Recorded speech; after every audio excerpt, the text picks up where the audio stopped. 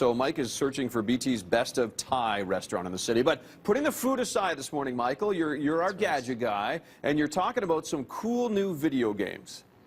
Yeah, you know what? It's spring break, and the weather's probably not as warm as we would like it to be. So some of the kids are going to be inside this week, maybe playing some video games. And if you're a parent looking for the right game for your kid, well, you know what? We've got some help. Lots of games hitting the shelves. The first one I want to talk about, Ted, is exclusive to the PlayStation 4, which is, of course, Sony's latest next-gen console. I want to talk about this. It's called Infamous Second Son. Now, this is a really cool title because you are, a normal individual, but you find yourself getting these superpowers. And I will say, this is a game where you truly feel like either a villain or a superhero. The powers are incredible. The graphics are beautiful. A real fun storyline with this game. And here's the real cool thing, Ted. You can choose to be good, or you can choose to be evil. Okay. And whatever you develop your powers accordingly. A lot of fun. You know what? Kids are going to love this. I will say some language warning in there, so definitely not for the younger kids. But overall, an amazing game that really, truly shows the power of the PlayStation 4. And it looks like it's set in Seattle. I'm recognizing some landmarks there, right? Exactly. It is set in Seattle, which is interesting because not a lot of video games are set there. So, of course, you have the environments like the rain plays a big factor in the game as well. So, very cool title, PlayStation 4. It's a must pick up. Now, for the younger kids out there, and for some of the older guys, even for me, kids, this one is a must pick up if you have a Nintendo 3DS or a 2DS. It is Yoshi's New Island.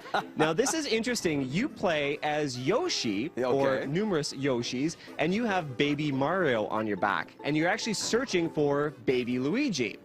Cool thing here is that you are up against Baby Bowser, so everything's taken kind of, a baby theme.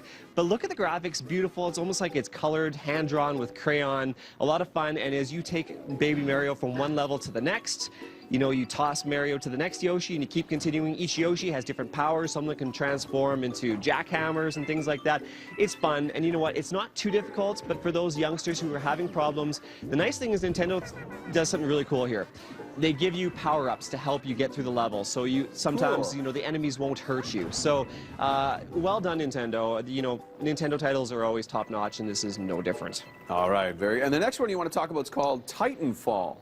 Yeah, this is exclusive to the Xbox One, and Microsoft is really hoping this is going to be the system seller for that console. And I'll tell you, it definitely is an interesting title. It shows some real horsepower, some beautiful graphics. This is like basically a first-person shooter multiplayer game. You play online, you have squads, you have your team against the other team. But here's what sets it apart. You can actually control and call a mech down, which is a giant robot, and then you can jump into this giant robot mech and then use that mech to fight the other guys. Here's what's really interesting about this title. It is online multiplayer only. There is no single-person campaign. So if you do not want your child playing online with other people, this is definitely not the title for them. Keep in mind there is a lot of violence, there's guns and things like that, but online only. A lot of people are surprised there is no single-player mission, so just keep that in mind if your youngster owns an Xbox One. And the last one here is based on the television animated series South Park, and you were saying that we cannot turn up the audio on this right now. No, and you know what, Ted? I debated for a couple weeks now. This came out a couple weeks ago. I'm like, can I have this on the show? And I don't know if I can. I've got to mention it though because it is incredible.